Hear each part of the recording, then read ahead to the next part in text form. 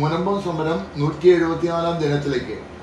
173-ാം ദിനത്തിൽ ലോക്സഭയിൽ വഖഫ് amendment bill പാസ്സായതിന്റെ സന്തോഷസൂചകമായി നാട്ടുകാരും സമാന ചിന്താഗതിക്കാരായ മറ്റ് ഇതര നാട്ടുകാരും BJP OBC മോർച്ച നേതാവ് KK വേലായുധൻ തുടങ്ങി നിരവധി പ്രമുഖർ സംസാരിച്ചു.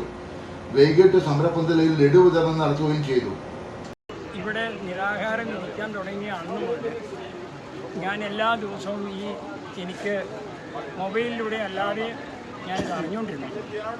17-ാം ദിവസം ഞാനിവിടെ വന്ന് നിരാഹാര സമരത്തിൽ ഇരിക്കുകയും ചെയ്തു. 17-ാം ദിവസം കഴിഞ്ഞതിന് ശേഷം എല്ലാ ചാനലുകാരായിട്ടും സംസാരിച്ചിട്ടാണ് പോയത്. വീണ്ടും ഞാൻ 22-ാം ദിവസം വന്നു, 23-ാം ദിവസം വന്നു. അങ്ങനെ ഞാൻ അവിടെ നിന്ന് അത് കഴിഞ്ഞ ആഴ്ചയിൽ ഞാൻ ഇവിടെ വന്നിരുന്നു.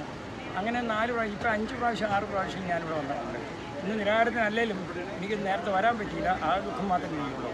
പക്ഷേ ഇവിടെ ജയിച്ചത് മുനമ്പൻ ജനത മാത്രമല്ല, പ്രധാനമന്ത്രി നമ്മളെ ഇത്രയും നമ്മളോട് ചെയ്ത ഏറ്റവും വലിയൊരു അനുഗ്രഹം എന്താണെന്ന് പറഞ്ഞറിയിക്കാൻ നമുക്ക് പറ്റാത്തൊരു സന്തോഷം എല്ലാവരുടെയും മനസ്സിലുണ്ട്. ഈ മുനമ്പൻ ജനത മാത്രമല്ല, കേരളം മാത്രമല്ല, അതുപോലെ ഇന്ത്യ രാജ്യം മൊത്തത്തിൽ ജയിച്ചിരിക്കുകയാണ്. അതിൽ എതിര് പിടിച്ചവരും നമ്മുടെ 19 MPമാരും നമുക്കെതിരെ നിന്നവരാണ്. അവർ പല വാഗ്ദാനങ്ങൾ ചെയ്തിട്ടുണ്ട്. ആ വാഗ്ദാനങ്ങൾ പറഞ്ഞു കഴിഞ്ഞാൽ നിങ്ങൾ സെൻസർ ചെയ്യേണ്ടി വരും. ഞാൻ പറഞ്ഞ കാര്യങ്ങൾ പെരുമ്പാവൂർ MLA എൽദോസ് കുന്നപ്പള്ളി അദ്ദേഹം വാഗ്ദാനം ചെയ്തത് എവിടെയാണ്? തിരുവനന്തപുരത്തൊക്കെ വെച്ച് എല്ലാവരും അറിയപ്പെട്ടു ലോകം മുഴുവൻ. അതുപോലെ തന്നെ മാത്യു കൊളനാടൻ എൻ്റെ MLA, അദ്ദേഹം അതിനേക്കാൾ മോശമാണ്. എനിക്ക് ചെറിയൊരു ബന്ധം കൂടിയുള്ള ആളാണ് പി കുര്യാക്കോസ്. അദ്ദേഹം ഇവരൊക്കെ പണത്തിന് വേണ്ടി എന്ത് വൃത്തിയടിക്കും, അവർക്കൊക്കെ തൻ്റെ എത്ര ഉണ്ടെന്ന് നമുക്ക് പറയാൻ പറ്റില്ല. അത്രമാത്രം മോശമാണ്. എനിക്ക് വായിൽ നിന്ന് കിട്ടുന്ന ഭാഷ വളരെ മോശമായി പോകും. പ്രായത്തെ മാനിക്കാതെ നമ്മൾ സംസാരിച്ചു പോകും. പക്ഷേ ഈ VD സതീശൻ എന്ന് പറയുന്ന പ്രതിപക്ഷ നേതാവ് ചെറായി ബീച്ചിൽ വന്നിട്ട് അദ്ദേഹം പറഞ്ഞു ഇത് വക്കഫിൻ്റെ ആണെന്ന് പറയും. പിറ്റേ 2 ആഴ്ച കഴിഞ്ഞപ്പോൾ ഇവിടെ വന്നിട്ട് പറയുകയാണ് വക്കഫിൻ്റെ അല്ല, ഇവിടെയുള്ള ആൾക്കാരുടെ ജനത്തിൻ്റെ ആണെന്ന് 210 വീട്ടുകാരുടെയാണ് സ്ഥലം എന്ന് പറയുകയാണ്. അത് കഴിഞ്ഞതിന് ശേഷം അവർ ഇവിടെ നിന്ന് ഇറങ്ങി കഴിഞ്ഞതിന് ശേഷം വീണ്ടും തിരിച്ച് പറയുകയത്. അങ്ങനെ കേരള നിയമസഭയിൽ LDF UDF ഒന്നടക്കം ഇതിനെ നമ്മൾ ശത്രുക്കളായിട്ട് കണക്കാക്കി. അത് കഴിഞ്ഞതിന് ശേഷമാണ് പാർലമെൻറ്റിൽ അവർ 19 MPമാർ നമ്മൾ സഹായിക്കുമെന്ന് വിചാരിച്ചു. പക്ഷേ സഹായിച്ചില്ല. അവർ നമ്മളെ എതിർക്കരുത്. അതിൻ്റെ ഒരു സമുദായത്തിന് വേണ്ടിയാണ് അവർ എതിർത്തത്, വോട്ടിന് വേണ്ടിയാണ് അവർ എതിർത്തത്. അത് മാനസികമായിട്ട് ദുഃഖം ജനങ്ങളുണ്ട്. ഇന്നെനിക്ക് പറയാനുള്ള സന്തോഷ വാർത്ത, എൻ്റെ ഇടവക പള്ളിയിലെ പരിസരം മുഴുവൻ മുസ്ലിംസിൻ്റെ ഏരിയയാണ്. ആ മുസ്ലിംസിൻ്റെ ഏരിയയിൽ സെൻട്രലിൽ ഒരു മുറിയെടുത്ത് BJPയുടെ ഇന്നൊരു ഓഫീസ് തുറക്കാൻ നമ്മുടെ ഇവിടുത്തെ സംസ്ഥാന പ്രസിഡന്റ് വരുന്ന എന്നോ സമയം കിട്ടുന്ന അന്ന് ഉദ്ഘാടനമാണ്. അത് ഞങ്ങൾ കാത്തിരിക്കുക, അദ്ദേഹത്തിന് വരവ് കാത്ത് നമ്മൾ നോക്കിയിരിക്കുക. ഞങ്ങളുടെ ഓഫീസെല്ലാം റെഡി ആയിട്ടുണ്ട്. പിന്നെ വേറൊന്നുണ്ട്, ഈ മാതാവ് എന്ന് പറയുന്നത്, നമ്മൾ എല്ലാം മാതാവിൻ്റെ ഉദരത്തിൽ നിന്ന് വന്നവരാണ് ഇവിടെ ഇരിക്കുന്നവർ, നമ്മൾ ലോക ജനത. ഈ മാതാവിനെ ചേർത്ത് പിടിച്ചാൽ ഒരിക്കലും ഒരു തോൽവി ഉണ്ടാവില്ല. അതിനൊത്തിരി അനുഭവങ്ങൾ എനിക്കുണ്ട്. അന്ന് വന്നപ്പോൾ ഞാനിവിടെ നിരാഹാരത്തിലിരിക്കുമ്പോൾ നമ്മൾ ഒരിക്കലും തോൽവി ഉണ്ടാവില്ല, വിജയം കാണും എന്ന് ഞാൻ ഉറപ്പിച്ച് പറഞ്ഞ് തന്നെയാണ് ഇവിടെ പോയത്. അതിനുള്ള ഉദാഹരണങ്ങൾ ഇവിടെ ഇരിക്കുന്ന ചേച്ചിമാരൊക്കെ പറഞ്ഞു. ഞാൻ അതിനകത്ത് ഒരു വിട്ടുവീഴ്ചയില്ല, നമ്മൾ തോക്കില്ല. അതിന് സുരേഷ് ഗോപി സാറും ഈ ഇന്നലത്തെ പാർലമെൻറ്റിൽ കിടന്ന് നമ്മുടെ ജോർജ് കുര്യൻ നമ്മുടെ മന്ത്രി പറയുന്ന കേട്ടാൽ അതൊന്നും ഒരു ജീവിതത്തിലെ ഒരു മനുഷ്യൻ പറയാവുന്ന രീതിയിലുള്ള സംസാരങ്ങളല്ല അദ്ദേഹം സംസാരിച്ചത്. അത്രയും ശക്തമായൊരു തർക്കവിഷയം വാഗ്വാദം നടത്തിയത്. ആ വാഗ്വാദം ഒരു MLAക്കും സാധിക്കാത്ത, അല്ലെങ്കിൽ ഒരു MPക്ക് സാധിക്കാത്ത വാക്കുകളാണ് പറഞ്ഞത്. അതേസമയം ഞാൻ വീണ്ടും കണ്ടത് നമ്മുടെ ഇവിടുത്തെ MP സംസാരിക്കേണ്ട പുറയിൽ ഡീൻ കുര്യാക്കോസിരിക്കുന്നുണ്ട്. അതിൻ്റെ പുറയിൽ നമ്മുടെ സുരേഷ് ഗോപി സാർ ഇരിക്കുന്നുണ്ട്. പക്ഷേ ഡീൻ കുര്യാക്കോസൊക്കെ അതിന് സപ്പോർട്ട് ചെയ്യും. ജോർജ് കുര്യൻ സാറിൻ്റെ പുറയിലാണ് സുരേഷ് ഗോപി സാർ ഇരിക്കുന്നത്. എന്താണെങ്കിലും വളരെ ശക്തമായൊരു പ്രതിഷേധത്തിൻ്റെ വെളിച്ചത്തിൽ നമുക്കിവിടെ ജയിക്കാൻ പറ്റി. അതിൽ വലിയൊരു സന്തോഷം തന്നെയാണ്. ഇന്നലെ മൂവാറ്റുപുഴയിൽ നിന്ന് വരാൻ പറ്റാത്തതുകൊണ്ട് ഇന്നലെ രാത്രി ഇതിനെപ്പറ്റി ഇങ്ങനെ ചർച്ചകളും ഒക്കെ ഈ ഫോണിൽ കൂടെ കണ്ടുകൊണ്ടിരുന്ന് ഞാൻ കിടന്നുറങ്ങിയത് നേരം വിളിക്കാറായി. ആ സന്തോഷത്തിലാണ് ഞാൻ രാവിലെ എൻ്റെ കൊച്ചുമക്കളായിട്ട് ഞാനിവിടെ വരാനിടയായത്. എല്ലാവരോടും സന്തോഷം പങ്കുവയ്ക്കുക. ഇത് തീരുന്ന വരെ ഞാൻ എപ്പോഴും ഇവിടെ വരും, ഇവരോടൊത്ത് ഞാൻ ഇതിനുവേണ്ടി എന്തിനും തയ്യാറായി തന്നെയാണ് വന്നിട്ടുള്ളത്. ഏതായാലും ഈ ജനത, നമ്മുടെ ഇന്ത്യ രാജ്യം ഒന്നിച്ച് ജയിച്ചതിൽ വളരെയധികം സന്തോഷമുണ്ട്, നന്ദിയുണ്ട്. പാർലമെന്റിൽ ഈ ബില്ല് പാസ്സാക്കിയതിൽ ഭയങ്കരമായി ഞങ്ങൾക്ക് പറഞ്ഞറിയിക്കാൻ പറ്റാത്ത രീതിയിലുള്ള സന്തോഷമുണ്ട്. അത് ഇനിയും ഇവിടെ BJP അല്ലാണ്ട് മറ്റൊരാളുടെ ശബ്ദം ഇനി ഇവിടെ ഒരു രാഷ്ട്രീയ പാർട്ടിയുടെ ശബ്ദം കേരളത്തിൽ ഉണ്ടാവാൻ സാധ്യത കുറവാണ്. ക്രിസ്തീയ സഭയെല്ലാം ഒന്നിച്ച് നിന്നാൽ, ഹിന്ദുക്കളെല്ലാം ഒന്നിച്ച് നിന്നാൽ ഈ BJPയുടെ സ്വരവും BJPയുടെ അധികാരവും ഭരണവും മാത്രമേ നമ്മുടെ ഈ കേരളത്തിൽ ഉണ്ടാവുള്ളൂ എന്നാണ് എൻ്റെ വിശ്വാസം. ഇതുവരെ സീറ്റ് തന്നില്ല. LDF UDF ഒന്നിച്ച് നിന്ന് നമ്മൾ ശത്രുക്കളായിട്ട് കണ്ടുകൊണ്ടിരുന്നു. ആ ശത്രുത മാറിക്കിട്ടും. ഇത്തവണ ക്രിസ്ത്യൻസും ഹിന്ദുക്കളും BJPയോട് ചേരാൻ സാധ്യതയുണ്ട്. എന്താണെങ്കിലും ഇത്തവണ പോയി ഒരു 5 കൊല്ലം കഴിയുമ്പോഴത്തേക്കും പൂർണ്ണമായിട്ട് കേരളം BJPയുടെ കയ്യിൽ വരും എന്നുള്ളത് ഉറപ്പിച്ച് തന്നെയാണ് ഞാനിരിക്കുന്നത്. ഇതിൽ കൂടുതൽ എനിക്കൊന്നും ഇതിനെപ്പറ്റി പറയാനില്ല. എന്താണെങ്കിലും തീരുന്നവരെ ഞാൻ ഉണ്ടാവും എന്ന് എൻ്റെ മരണം വരെ ഞാൻ മുനമ്പംകാരോട് ഒരു കടപ്പാട് എനിക്കുണ്ട്. അത് ഞാൻ നിലനിർത്തും എന്ന് പറഞ്ഞു നിർത്തുന്നു. നന്ദി, നമസ്കാരം. ഒരുപാട് കഷ്ടതയും പ്രയാസങ്ങളും അനുഭവിച്ച് 3 വർഷങ്ങളായി ഞങ്ങളുടെ റവന്യൂ അവകാശങ്ങളെല്ലാം തടസ്സപ്പെട്ട് ഞങ്ങളൊരുപാട് സങ്കടത്തിലും കഷ്ടത്തിലും ആയി. ഞങ്ങൾ പണം കൊടുത്ത ഭൂമി ഞങ്ങളുടേതല്ല എന്ന് വന്നു കഴിഞ്ഞപ്പോൾ ഞങ്ങൾക്കുണ്ടായ ബുദ്ധിമുട്ട് എത്ര വലുതായിരുന്നു. ഞങ്ങൾ അനുഭവിച്ച ദാരിദ്ര്യത്തിലും കഷ്ടതയിലും വലുതായിരുന്നു. ഞങ്ങൾ പണം കൊടുത്ത് മേടിച്ച ഭൂമി ഞങ്ങളുടേതല്ല എന്ന് പറഞ്ഞു കഴിഞ്ഞപ്പോൾ ആ കടന്നുകയറ്റം ഞങ്ങൾക്ക് ഇല്ലാതെ ആയിക്കിട്ടി. ഈ ബില്ല് പാസ്സായത് മുതൽ അതിൽ ഒത്തിരി നന്ദി ഈ പാർലമെൻറ്റിൽ ഉള്ള മോദി സർക്കാരിനോട് ഞങ്ങൾക്കുണ്ട്, ഞങ്ങളുടെ സുരേഷ് ഗോപിനോടുമുണ്ട്. ഞങ്ങളുടെ ഇവിടെ കടന്നു വന്ന് ഞങ്ങൾ BJP സഹോദരങ്ങൾ ഞങ്ങളുടെ ഇവിടെ കടന്നു വന്ന് സദാസമയവും ഞങ്ങളോടുകൂടെ ആയിരുന്നതിനെയും അവരോടും എല്ലാവരോടും ഞങ്ങൾക്ക് നന്ദിയുണ്ട്. പഴയതൊന്നും പറയണ്ടല്ല.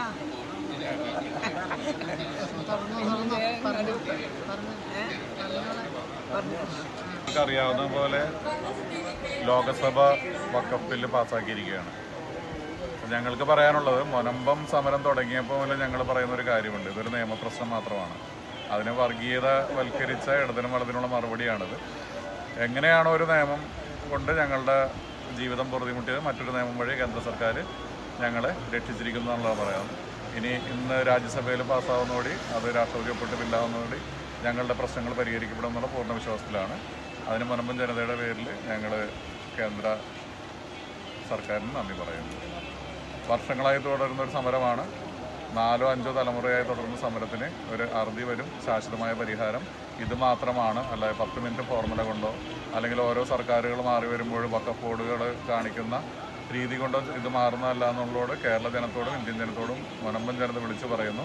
ഒരു നിയമനിർമ്മാണത്തിൽ ഒരു ചെറിയ ഗ്രാമത്തിന് ഇത്രയേറെ കാര്യങ്ങൾ ചെയ്യാൻ പറ്റുന്നത് ഈ ഇന്ത്യയിലെ ജനങ്ങൾക്ക് തന്നെ ഒരു ഊർജ്ജം പകരുന്നതാണ്. നീതിക്ക് വേണ്ടി, സത്യത്തിന് വേണ്ടി എവിടെയെല്ലാം മനുഷ്യർ സമരം ചെയ്യുന്നു അവർക്കെല്ലാവർക്കും ഊർജ്ജം പകരുന്ന ഒരു സമരമാണ് മുനമ്പം സമരം. വിഷയവുമായിട്ട് ബന്ധപ്പെട്ട് ഞങ്ങളുടെ സ്ഥാനാർത്ഥി സംസ്ഥാന നേതാവായിട്ടുള്ള ഡോക്ടർ KS രാധാകൃഷ്ണൻ ഈ വിഷയം പഠിക്കുകയും അത് താഴെത്തട്ടിലെത്തിക്കാനുള്ള ശ്രമം നടത്തുകയും ചെയ്തു. അതിൽ മുഖ്യ പങ്ക് വഹിച്ചിട്ടുള്ളത് ജില്ലാ, സംസ്ഥാന, കേന്ദ്ര നേതാക്കന്മാരാണ്. ഒരുപടി മന്ത്രിമാരിവിടെ വന്നു, ലോക്കൽ ലീഡേഴ്സ്, അവരുടെയൊക്കെ പൂർണ്ണ പിന്തുണയോടുകൂടി തന്നെയാണ്. ഒരു 10 വോട്ട് പോലും ഇവിടുന്ന് കിട്ടൂല എന്നുള്ള പ്രതീക്ഷയോട് ഞങ്ങൾ ഉറച്ചു നിൽക്കുന്നവരുടെ കൂടെ. ഭാരതീയ ജനതാ പാർട്ടി മാത്രമാണ് ഈ വിഷയത്തിൽ തുടക്കം മുതൽ ഈ നിമിഷം വരെ അവരുടെ കൂടെയുള്ളത്. കേരളത്തിൽ പ്രബലമായ 2 മുന്നണികൾ LDF-ഉം UDF-ഉം ഇവിടെ വരികയും ഞങ്ങൾ നിങ്ങളുടെ കൂടെ ഉണ്ടെന്ന് പറയുകയും അസംബ്ലിയിലും പാർലമെന്റിലും ചെന്നാൽ ഇവർക്ക് വിപരീതമായിട്ട് പ്രവർത്തിക്കുകയും ചെയ്തു. അതാണ് ഇന്നലെ നാം കണ്ടത്. ഈ കാർമേഘം മാറി സൂര്യൻ ഉദിക്കും. ഇവരുടെ വിഷയങ്ങൾക്ക് ശാശ്വതമായ പരിഹാരം ഉണ്ടാവും. അതിന് നരേന്ദ്രമോദി സർക്കാർ കണ്ടുവരാൻ ചെയ്തിരിക്കുന്നു. മുനമ്പം ആത്മപ്രവേശ സമിതിയുടെ ഐക്യദാർഢ്യം പ്രകടിപ്പിച്ചുകൊണ്ട് സമിതി സെക്രട്ടറി പങ്കെടുക്കുകയാണ്. ഇവിടെയുള്ള തീരദേശ നിവാസികളുടെ റവന്യൂ അവകാശങ്ങൾ മുഴുവൻ അവകാശങ്ങൾ സ്ഥാപിക്കപ്പെടുകയും അവർക്ക് അവരുടെ സ്വത്തുക്കളെല്ലാം തിരികെ ലഭിക്കുകയും ചെയ്യണമെന്നുള്ള ബില്ല് പാസ്സായിരിക്കുകയാണ്. വളരെ നന്ദി.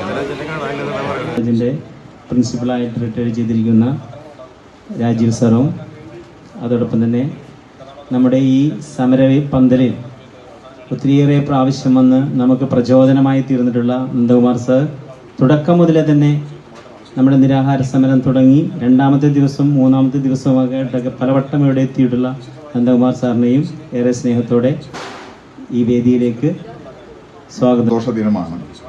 എൻ്റെ പേര് നന്ദകുമാർ. ഏതാണ്ട് 200ഓളം ദിവസം, കൃത്യമായി പറഞ്ഞാൽ 173-ാം ദിവസമാണ്. ഇത്രയും ദിവസവും ഒരു സഹന സമരം ലോകശ്രദ്ധ ആകർഷിച്ച ഒരു സമരം എന്ന് തന്നെ പറയാം. കാരണം ഇന്നലത്തെ ഒരു ദിവസം ലോകം മുഴുവൻ ചർച്ച ചെയ്യപ്പെട്ടത് മുനമ്പം നിവാസികളെ കുറിച്ചാണ്. നമ്മുടെ ജനാധിപത്യത്തിൻ്റെ ശ്രീകോവിലായ ഇന്ത്യൻ പാർലമെന്റിനകത്ത് പോലും നിങ്ങളെ ഓരോരുത്തരെയും മുഖം നോക്കി അഭിപ്രായം പറഞ്ഞ ആളുകളാണ് അവിടെയുള്ളത്. നിങ്ങൾക്ക് വേണ്ടി സംസാരിച്ചവരുമുണ്ട്, നിങ്ങളെ ഉൾക്കൊള്ളാത്ത ആളുകളും അവിടെ ഉണ്ടായിരുന്നു എന്നുള്ളത് ഇനി നമുക്ക് രേഖപ്പെടുത്തി കഴിഞ്ഞ കാര്യങ്ങളാണ്, പറയാതിരിക്കാൻ നിർത്തിയില്ല. എന്തായാലും ഭാരത മണ്ണിനെ ഒരു മതരാഷ്ട്രമാക്കാൻ ഒരു ടീം, ഒരു വിഭാഗം ശ്രമിച്ചത് സ്വാതന്ത്ര്യ സമരകാലം മുതൽ നമ്മളെയെല്ലാം മുന്നോട്ട് നയിച്ച് നമ്മളെയെല്ലാം വഞ്ചിച്ച ഒരു പ്രസ്ഥാനത്തിൻ്റെ ഭാഗമായിരുന്നു ഇന്നലെ നമ്മുടെ ലോകസഭയിൽ തിരുത്തപ്പെട്ടത്. ചരിത്രം തിരുത്തിയ ഒരു നിമിഷമായിരുന്നു. നമ്മളറിയാതെ തന്നെ നമ്മൾ ഇതിനകത്ത് പെട്ടുപോയി. അപ്പോൾ നിങ്ങളെ സംബന്ധിച്ച് ഇനി കൂടുതലൂടെ പറയേണ്ടതില്ല, ലോകം മുഴുവൻ ചർച്ച ചെയ്യപ്പെട്ടു കഴിഞ്ഞു. അപ്പോൾ ഇത് എങ്ങനെ പെട്ടു? ഈ പെടുത്തിയ ആളുകളൊക്കെ ഇപ്പോഴും അതാണ് ശരിയെന്ന് പറഞ്ഞു നിൽക്കുന്ന അവസ്ഥയുള്ളത്. നമുക്ക് രാഷ്ട്രീയമല്ല ഇവിടുത്തെ വിഷയം, നമ്മുടെ നിലനിൽപ്പിന്റെ പ്രശ്നമായിരുന്നു. ഇത് നമ്മളെ ഒരു അധിനിവേശക്കാരായി കണ്ടുകൊണ്ട് ഇവിടെ നിന്ന് ഓടിക്കാൻ വേണ്ടി, ഇത് ഇവിടെ മുനമ്പത്ത് മാത്രമല്ല, നാടിൻ്റെ വിവിധ ഭാഗങ്ങളിൽ, ഭാരതത്തിൻ്റെ വിവിധ ഭാഗങ്ങളിൽ ഇത്തരത്തിലുള്ള അധിനിവേശം നടത്തുന്ന ആളുകൾ നേരെ ഉൾട്ടയായിട്ട് നമ്മളാണ് അധിനിവേശം നടത്തിയതെന്നും അവര് ഇതിൻ്റെ യഥാർത്ഥ ഉടമകളാണ് എന്ന് പറഞ്ഞുകൊണ്ടുള്ള ഒരു വിചിത്രമായ ഒരു നികൃഷ്ട നിയമം കൊണ്ട് നമ്മളെല്ലാം ഈ മണ്ണിൽ നിന്ന് ആട്ടി ഓടിക്കപ്പെടുന്ന ഒരു അവസ്ഥയാണ് ഉണ്ടായിരുന്നത്. എന്തായാലും ഇന്നലെ അർദ്ധരാത്രിയോടുകൂടി നമുക്ക് സന്തോഷിക്കാവുന്ന ഒരു അവസരം ഇന്ത്യൻ പ്രധാനമന്ത്രിയും അദ്ദേഹത്തിൻ്റെ സഹപ്രവർത്തകരും കൂടി നമുക്ക് സൃഷ്ടിച്ച് തന്നിട്ടുണ്ട്. നമ്മളെല്ലാം അതിൽ നന്ദിയും കടപ്പാടും ഉള്ളവരാണ്. ആ അവസരത്തിൽ നിങ്ങൾക്കുണ്ടായ സന്തോഷം ഇന്നലെ രാത്രി വൈകിയും ഞങ്ങൾ ഇതുപോലെയുള്ള മാധ്യമങ്ങളിലൂടെ നേരിട്ട് ദർശിക്കുകയുണ്ടായി. നിങ്ങളിലുണ്ടായ സന്തോഷം ഞങ്ങൾ ആ നിമിഷം തന്നെ നമ്മൾ നേരിട്ട് അറിയുകയാണ്. ആ സന്തോഷത്തിൽ നിങ്ങളോടൊപ്പം ഒന്ന് പങ്കുചേരാനാണ് ഞങ്ങൾ ഇന്നിവിടെ വന്നിട്ടുള്ളത്. നിരാഹാരം ഇരിക്കുന്നതുകൊണ്ട് ഞങ്ങൾ നിങ്ങൾക്കൊരു മധുരം കരുതിയിട്ടുണ്ട്, അത് ഞങ്ങളുടെ അച്ഛനെ ഏൽപ്പിച്ചിട്ടുണ്ട്. നിങ്ങളുടെ നിരാഹാരം അവസാനിക്കുന്ന മുറയ്ക്ക് നാഷണൽ ഹിന്ദു ലീഗിൻ്റെ സന്തോഷം നിങ്ങൾ അതിലൂടെ പങ്കിടണം എന്ന് മാത്രം അഭ്യർത്ഥിച്ചുകൊണ്ട് ഇനിയുള്ള എല്ലാ വിഷയങ്ങളും നമുക്ക് സമാധാനപരമായി തന്നെ ഇതേപോലെ ഇത്രയും ഒരു സഹന സമരം എന്ന് പറഞ്ഞാൽ അതുകൊണ്ടാണ്. അല്ലെങ്കിൽ ഇതിനകത്ത് നമ്മളൊരു വിപ്ലവമോ നാലാളെ പിടിച്ച് അടിക്കലോ അല്ലെങ്കിൽ കയ്യേറാൻ വന്നവരെ കുത്തിരി പിടിക്കുകയോ ഒന്നും ചെയ്യാതെ ഇതേപോലെ മറ്റൊരു സമരം ഇന്നിപ്പോൾ സെക്രട്ടേറിയറ്റിന് മുമ്പിൽ നടക്കുന്നുണ്ട്, അറിയാലോ, ആശാ വർക്കർമാരുടെ. ഇത്തരം സമരങ്ങൾക്ക് തീർച്ചയായും വിശിഷ്യ സ്ത്രീകൾ മുൻപന്തിയിൽ നിൽക്കുന്ന സമരങ്ങളെല്ലാം വിജയിച്ച ചരിത്രമാണ് ലോകത്ത് നമുക്ക് ചൂണ്ടിക്കാണിക്കാനുള്ളത്. അപ്പം അതുകൊണ്ട് ഈ സമരവും നിങ്ങളാണ്, ചേച്ചിമാരും സഹോദരിമാരുമാണ്. വിശിഷ്യ ഇതിൻ്റെ സിജി മുൻപന്തിയിൽ നിന്നുകൊണ്ട് നടത്തുന്ന, അല്ലെങ്കിൽ ബെന്നി മുൻപന്തിയിൽ നിന്ന് നടത്തുന്ന ഈ സമരം വിജയം കണ്ടതിൽ നിങ്ങളെല്ലാവരെയും പോലും തന്നെ ഭാരതത്തിലെ മുഴുവൻ ജനങ്ങളും ഈ കാര്യത്തിൽ സന്തോഷവാന്മാരാണ്. ഇന്നലെ നമ്മൾ കണ്ടു, ഈ ലോകസഭയിൽ ചർച്ച നടക്കുമ്പോൾ ഈ വഖഫിൻ്റെ തിട്ടൂരത്തിൽ ദുരനുഭവമുണ്ടായ ഇസ്ലാമിക സഹോദരന്മാർ പോലും ലോകസഭയ്ക്ക് പിന്തുണ നൽകിക്കൊണ്ട് അതിൻ്റെ പഠിക്കൽ അഭിവാദ്യം അർപ്പിച്ച് നിൽക്കുന്നത് നമ്മൾ കണ്ടതാണ്. അപ്പോൾ ജാതിമത ഭേദമന്യേ എല്ലാവരും ഇഷ്ടപ്പെടുന്ന ഒരു നിയമം ഇന്ന് നടപ്പായിരിക്കുന്നു. ഒരു നികൃഷ്ട നിയമത്തെ സുരേഷ് ഗോപി പറഞ്ഞ പോലെ അറബിക്കടലിൽ വലിച്ചെറിഞ്ഞുകൊണ്ട് നമുക്കൊരു പുതിയ ഒരു പ്രഭാതം ഇന്ന് വിടർന്നിട്ടുണ്ട്. ഈ സന്തോഷത്തിൽ നിങ്ങളോടൊപ്പം, ഈ ലോകരോടൊപ്പം നാഷണൽ ഹിന്ദു ലീഗും പങ്കുചേർന്നു എന്ന് അറിയിച്ചുകൊണ്ട് ഞങ്ങൾ കൊണ്ടുവന്നിട്ടുള്ള മധുരം നിങ്ങളുടെ നിരാഹാരത്തിന് ശേഷം ഞങ്ങളുടെ കൂടി സന്തോഷത്തിന് വേണ്ടി നിങ്ങളത് കൈപ്പറ്റണം എന്ന് പറഞ്ഞുകൊണ്ട് ഞാൻ നിർത്തുന്നു. നന്ദി, എല്ലാവർക്കും എൻ്റെ അഭിവാദ്യങ്ങൾ. 173 ദിവസത്തെ സഹന സമരം ഇന്നത്തോടുകൂടി ആ ദുർഭൂതത്തിനെ നമ്മുടെ രാജ്യത്ത് നിന്ന് തുടച്ചു നീക്കി എന്ന് തന്നെയാണ് ഞാൻ വിശ്വസിക്കുന്നത്. ഇനിയുണ്ട് ഒരു കടമ്പ 75% ഇന്ന് 25%. രാജ്യസഭയും കൂടി കടന്നാലേ അത് 100% എന്തൊരു ദുർഭൂതമായിരുന്നു ഈ നിയമം എന്നുള്ളത്. നമുക്ക് അതിൻ്റെ പുറകിലേക്ക് കടക്കുമ്പോഴേ മനസ്സിലാവുള്ളൂ. നമ്മൾ ജസ്റ്റ് കുറച്ച് കാര്യങ്ങൾ ഇവിടെ കണ്ടുള്ളൂ. എത്ര പേര് സ്വന്തം കിടപ്പാടം വിട്ടു പോകേണ്ട വന്ന സാഹചര്യം ഉണ്ടായിരുന്നു എന്നുള്ളത് നമുക്കറിയില്ല. ഇവിടെ നിങ്ങൾക്ക് ഒരു ഗുണം കിട്ടിയത് 500-ഓളം കുടുംബങ്ങളെ ഒന്നിച്ച് അഫക്റ്റ് ചെയ്തുകൊണ്ടാണ് ഇതേപോലുള്ള ഒരു സമരപ്പന്തലും 173 ദിവസം ഇത് തുടർച്ചയായിട്ട് കൊണ്ടുപോകാനും ആളുകൾക്ക് ഇവിടെ വന്ന് നിങ്ങൾക്ക് അഭിവാദ്യം അർപ്പിക്കാനും ഉള്ള അവസരം കിട്ടിയത്. പക്ഷെ ഒറ്റപ്പെട്ട കേസുകൾ എത്രയെണ്ണം. ഒരു നിയമം ഉണ്ടാക്കി വെച്ചേക്ക, ജനാധിപത്യ രാജ്യത്ത് ഉണ്ടാക്കി വെച്ച നിയമമാണ്. ഒരാള് ഒരു പർട്ടിക്കുലർ വിധത്തിൽപ്പെടുന്ന സമുദായത്തിൽപ്പെടുന്ന ഒരാളെ നിങ്ങൾ വാടകയ്ക്ക് വീട് കൊടുത്തിട്ടുണ്ടെങ്കിൽ നാളെ അദ്ദേഹത്തിന് ഇത് ഞാൻ വഖഫ് ചെയ്തു എന്ന് പറഞ്ഞു കഴിഞ്ഞാൽ ഞാനവിടെ നിന്ന് ഒഴിഞ്ഞു പോകണം. എന്തൊരു നിയമമാണ് ഉണ്ടാക്കി വെച്ചിരിക്കുന്നത്. ഇത് ജനാധിപത്യ രാജ്യത്ത് നടക്കുന്ന ഒരു കാര്യമാണോ? ഇത് ഉണ്ടാക്കി വെച്ചതാണ് കോൺഗ്രസ് ഗവൺമെന്റുകളാണ് ഉണ്ടാക്കി വെച്ചത്. 94 ഉണ്ടാക്കി വെച്ച നിയമമാണിത്. വഖഫ് ബൈ യൂസർ, അതായത് വഖഫ് ചെയ്യാൻ ഒരാള് ഒരു വീട് ഉപയോഗിച്ചിട്ടുണ്ടെങ്കിൽ, ഒരു കെട്ടിടം ഉപയോഗിച്ചിട്ടുണ്ടെങ്കിൽ അത് ഞാൻ വഖഫ് ചെയ്തു എന്ന് പറഞ്ഞാൽ അതിന്റെ കാരണം നമ്മൾ വാടകയ്ക്ക് കൊടുക്കുമ്പോൾ വീടിന്റെ സർവേ നമ്പർ ഉണ്ടാവും, വീട്ടു നമ്പർ ഉണ്ടാവും, കോർപ്പറേഷൻ നമ്പർ ഉണ്ടാവും, അഡ്രസ് ഉണ്ടാവും. ഇതെല്ലാം ചേർത്തിട്ടാണ് വഖഫ് ചെയ്തു എന്ന് അങ്ങ് ഡിക്ലെയർ ചെയ്യുക. 2000 അത് അന്ന് 94 വഖഫ് ബൈ യൂസർ ഈ 2013 വന്നപ്പോൾ വേറൊരു കാര്യം ചെയ്തു വെച്ചു. അതിന് 40A എന്നും പറഞ്ഞൊരു ക്ലോസ് കൂടി അതിനകത്ത് കൊണ്ടുവന്ന് വെച്ചു. എന്താണത്? നിങ്ങളെ 6 മാസത്തിനുള്ളിൽ വഖഫ് ബോർഡ് നോട്ടീസ് തന്നിട്ട് പിരിഞ്ഞു പോയില്ലെങ്കിൽ നിങ്ങളെ ക്രിമിനൽ നടപടി പ്രകാരം പിടിച്ച് അകത്തിടാനുള്ള വകുപ്പ് കൂടി ഉണ്ടാക്കി വെച്ചു 2013. എന്തൊരു അക്രമമാണ് ഇത് എഴുതി ഉണ്ടാക്കിയ സമയത്ത് അവിടെ ആരും ചർച്ച ചെയ്തില്ലേ? 2013 ഒരു ഗവൺമെന്റ് ഇവിടെ ഉണ്ടായിരുന്നില്ലേ? കൊണ്ടുവന്ന സമയത്ത് എന്തുകൊണ്ട് ഇതിനെക്കുറിച്ച് ചർച്ച നടന്നില്ല? ഞാൻ ഇനി ആർക്കെങ്കിലും ഇതിന്റെ ഏറ്റവും വലിയ തമാശ എന്ന് വെച്ചിട്ടുണ്ടെങ്കിൽ മുസ്ലിം സഹോദരങ്ങൾക്ക് തന്നെ ഇതുണ്ടാക്കി വെച്ച അവർക്ക് വേണ്ടിയാണല്ലോ. മുസ്ലിം സഹോദരങ്ങൾക്ക് തന്നെ ഒന്നിൽ കൂടുതൽ ഭാര്യമാരുള്ള സാഹചര്യം വരികയാണെങ്കിൽ, ഒന്നിൽ കൂടുതൽ ഭാര്യമാരുണ്ട്, അവർക്ക് 4-5 മക്കളുണ്ട്, ഈ ഭാര്യമാരും മക്കളും തമ്മിൽ തെല്ലുകയാണെങ്കിൽ ഇവരുടെ സമ്മതം ഒന്നും ഇല്ലാണ്ട് തന്നെ ഈ ഉടമസ്ഥന്, അതായത് ആ കാരണവർക്ക് വേണമെങ്കിൽ ഈ ഭൂമി വഖഫ് ചെയ്യാം. ഇവരാരെടുത്തും ചോദിക്കണ്ട, അവർക്ക് വേണമെങ്കിൽ വഖഫ് ചെയ്ത് കൊടുത്തു കഴിഞ്ഞാൽ ഈ പറയുന്ന ഭാര്യയും മക്കളും എല്ലാം വഴിയാധാരമായി. അപ്പൊ അത് എത്രമാത്രം ദുരിതപരമായിട്ടുള്ള സാഹചര്യമാണ് മുസ്ലിം സഹോദരങ്ങൾക്ക് ഉണ്ടായിരുന്നുള്ളത് അവർ റിയലൈസ് ചെയ്യുന്നുണ്ട് ഇപ്പോ. അപ്പൊ ഇതേപോലുള്ള ഇപ്പൊ നമുക്ക് ഞാനിവിടെ നമ്മുടെ സ്ഥലത്തിന്റെ പേരെന്താണ്, തിരുപ്പതിയിൽ അമ്പലത്തിൽ പോയിട്ടുണ്ട്. അവിടെ പോകുമ്പോൾ നമ്മൾ അവിടെ ഹുണ്ടികയുണ്ട്. ഹുണ്ടികയ്ക്കകത്ത് വലിയ റെക്കോർഡ്സ്, അതായത് നമ്മുടെ ഈ പറയുന്ന ഇതൊക്കെ സ്ഥലത്തിന്റെ ആധാരമൊക്കെ കൊണ്ട് ഡെപ്പോസിറ്റ് ചെയ്യുന്ന ഒരു സ്ഥലമുണ്ട്. അവിടെ നമുക്ക് വേണമെങ്കിൽ കൊണ്ടുപോയിടാം. നമ്മുടെ വീട്ടുകാർക്ക് നമ്മുടെ സ്ഥലമൊക്കെ ഉണ്ടെങ്കിൽ നമുക്ക് ഇവിടെ കൊണ്ടുപോയിടുക. ഈ കൊണ്ടുപോയിടുന്ന സ്ഥലങ്ങളുടെ സർവേ നമ്പറും കാര്യങ്ങളും കണ്ടുപിടിച്ച് അത് എന്താണെന്ന് ഐഡന്റിഫൈ ചെയ്ത് അത് ദേവസ്വത്തിലാക്കാൻ അവിടെ ഒരു IAS-കാരന്റെ നേതൃത്വത്തിൽ ഒരു വലിയ ഒരു റവന്യൂ ഡിപ്പാർട്ട്മെന്റ് തന്നെ ഉണ്ട്. ഇവിടെ ഇതൊന്നുമില്ല. ആ ഒരാൾ പറഞ്ഞു കഴിഞ്ഞാൽ അവിടെ നിന്ന് നമ്മൾ ഒഴിഞ്ഞു പോക്കണം. ഇതിന് കണക്കില്ല.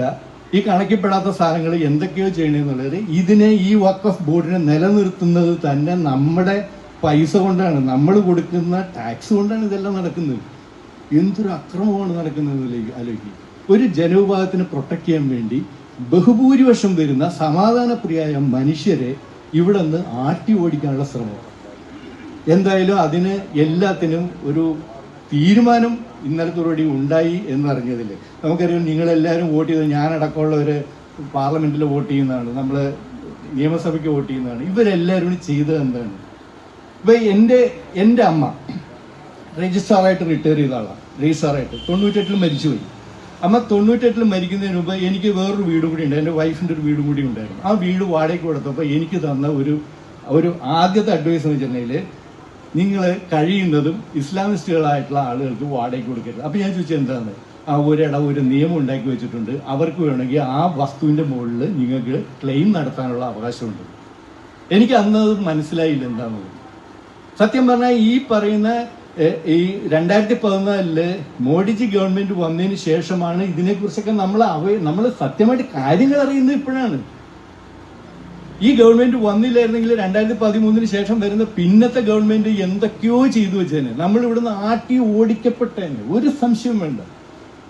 ഏതായാലും അതിനെല്ലാത്തിനും ഇന്നലത്തോടുകൂടി അവസാനമായി എന്ന് ഞങ്ങളെല്ലാം വിശ്വസിക്കുന്നു. നിങ്ങളെപ്പോലെ തന്നെ ഇന്നത്തെ കടമ കൂടി കഴിഞ്ഞാൽ അത് കംപ്ലീറ്റ് നിയമമാവുള്ളൂ. നിയമമാവണമെങ്കിൽ പ്രസിഡന്റ് ഒപ്പിടുന്നതോടുകൂടി നിങ്ങളുടെ വിഷയങ്ങൾ എല്ലാം അതോടുകൂടി അവസാനിക്കുമെന്ന് പ്രതീക്ഷിക്കുന്നു. അതുപോലെ തന്നെ ഈ നിങ്ങളുടെ ഇതിന്റെ മുമ്പിൽ വന്നിട്ട് ഈ മുനമ്പം വിഷയം വേറെയാണ്. ഞാൻ ഇന്നലെ രാവിലെ 10:30 മുതൽ രാത്രി 1 മണി വരെ, ഞാൻ രാത്രി 1 മണിക്കൂടെ വരാൻ റെഡി ചെയ്തതാണ്. എനിക്കൊരു കൂട്ട് കിട്ടാത്തതുകൊണ്ട് നന്ദേട്ടന് ഉറക്കം താങ്ങാൻ പറ്റില്ല, അങ്ങനെ കുറച്ച് ആരോഗ്യ പ്രശ്നമൊക്കെ ഉണ്ട്, ഉറക്കം വിടാൻ പറ്റില്ല. ഇല്ലെങ്കിൽ ഞാൻ വന്നേനെ. ഞാൻ 1 മണിയാകുമ്പോൾ വരാൻ റെഡി. എൻ്റെ കൂടെ ഒരാളുണ്ടായിരുന്നെങ്കിൽ ഞാൻ വന്നേനെ. അത്രയ്ക്ക് സന്തോഷമായിരുന്നു. കാരണം ചെന്നൈയിൽ എന്താണ് സംഭവിക്കുന്നത്, ഒരു കിടപ്പാടം വിട്ടു പോകേണ്ട അവസ്ഥ വരിക എന്ന് വെച്ചിട്ടുണ്ടെങ്കിൽ അത് നിങ്ങളുടേതായ ഒരു തെറ്റിനല്ല, നിങ്ങൾ ചെയ്ത തെറ്റല്ല. ആ അവസ്ഥ എനിക്ക് മനസ്സിലാവും പെട്ടെന്ന്. അപ്പം നിങ്ങൾ ഈ പറയുന്ന ഗ്രൂപ്പായിട്ട് നിന്നതുകൊണ്ട് മാത്രമാണ് ഇതിനൊരു വലിയ വിജയം നമുക്കെല്ലാം ഇവിടെ വരാനും ഇതിന് സന്തോഷത്തിൽ പങ്കെടുക്കാനും സാധിച്ചത്. എല്ലാവർക്കും ഒരിക്കൽ കൂടി അഭിവാദ്യങ്ങൾ അർപ്പിക്കുന്നു. നിങ്ങളുടെ സഹന സമരത്തിന്റെ മുമ്പിൽ ഞാൻ കുമ്പിടുന്നു. കാരണം ഇത് അത്ര പ്രായോഗികമായിട്ടുള്ള ഒരു കാര്യമല്ല നിങ്ങൾ ചെയ്തത്. വൻ വിജയം. ലോകസഭയിൽ മുനമ്പം മാത്രമാണ് ചർച്ച ചെയ്തത്. അറിയോ, ഏതാൾ വന്നാലും പറയുന്നത് മുനമ്പത്തിന്റെ പേരാണ്. അത് എന്താ പറയുക, ഇടതുപക്ഷക്കാരായാലും വലതുപക്ഷക്കാരായാലും മുനമ്പത്തിന്റെ വിഷയമാണ് അവിടെ ഏറ്റവും കൂടുതൽ ലോകം. 98 പേര് മരണപ്പെട്ടാൻ ഉത്തരവാദികളായവര് കേരളം മാറി മാറി ഭരിച്ചിട്ടുള്ള ഇടതുപക്ഷവും വലതുപക്ഷവും. ഒരു നിസ്സാര കാര്യം കൊണ്ടാണ് ആ മണൽത്തിട്ടയിൽ നമ്മുടെ യാനങ്ങൾ ഇടിച്ചു തകർന്ന് മനുഷ്യജീവൻ നമുക്ക് നഷ്ടപ്പെട്ടത്. മീനാകുമാരി എന്ന ഒരു ട്രെഡ്ജർ ഉണ്ടായിരുന്നു, മീനാകുമാരി.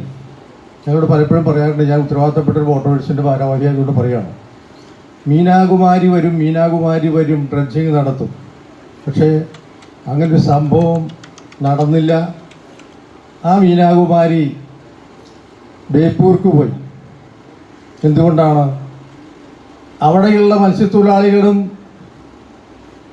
അനുബന്ധ വ്യവസായികളും കോഴിക്കോട് പട്ടണത്തിലിറങ്ങും കത്തി കടാരി കുറുവടിയായിട്ട്. ആ ഒരു ഭയം സർക്കാരിനുണ്ടായിരുന്നു.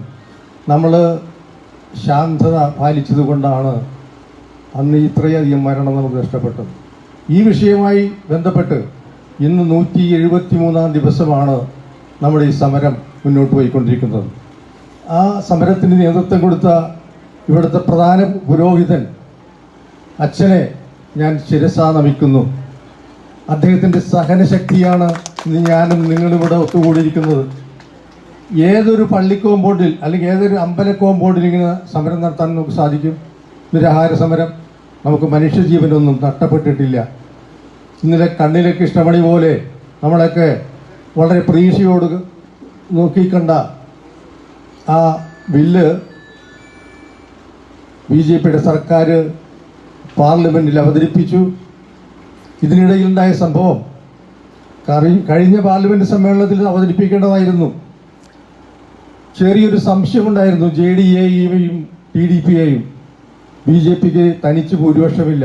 2014-ലും 2019-ലും BJPക്ക് തനിച്ച് ഭൂരിപക്ഷം ഉണ്ടായിരുന്നു. ഈ പ്രാവശ്യം നിസ്സാര മെമ്പർമാരുടെ കുറവുണ്ട്. ഇവരെങ്ങനെ കാര്യം മാറിയാലോ എന്നുള്ള ചിന്തയുണ്ടായിരുന്നു. കാരണം ഇന്ന് പണം എല്ലാവർക്കും സുലഭമായിട്ടുണ്ട്.